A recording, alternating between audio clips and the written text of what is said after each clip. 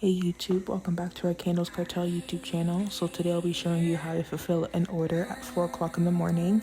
So this lovely customer ordered 2 peppermint scented candles, so I'm going to go ahead and make them with you in this video. I am using 15 ounces of coconut wax, and then I'm going to be using 1.4 ounces of fragrance oil. And because this is both the same scent, everything can be mixed together, which is great. The next step would be to melt the wax, and normally when the wax is melting I do go ahead and add the wicks to the jar, but this day I was fulfilling other things on the side, so I decided to do it while the wax was cooling off to the side. This customer requested cotton wicks. Now there is an option on our website to request either wooden wicks or cotton wicks, so this customer chose cotton wicks, which is also a great choice. So I'm just going to go ahead and place them at the center of the jar, and then these jars I got them from Uline.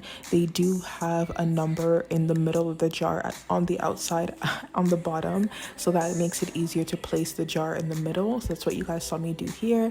And then I'm going to go ahead, of course, and stir my wax, and once I feel like the fragrance oil has properly been binded in, I'm going to go ahead and add my cheesecloth to the top of the jar and pour my wax in. The reason why I do this is that the cheesecloth will catch any debris I might not be able to see, so like any small hairs or like just any dust or anything that's in the wax that I might not be able to see.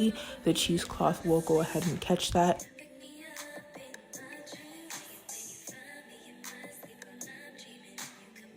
Once the wax has been added, I'm going to go ahead and secure the wicks, just making sure that they're setting properly in the center of the jar.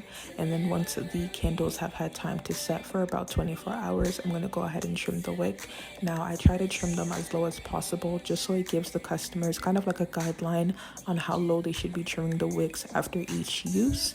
And then I also do put a warning label at the bottom of the candle, just to let you know as well how to properly burn your candle.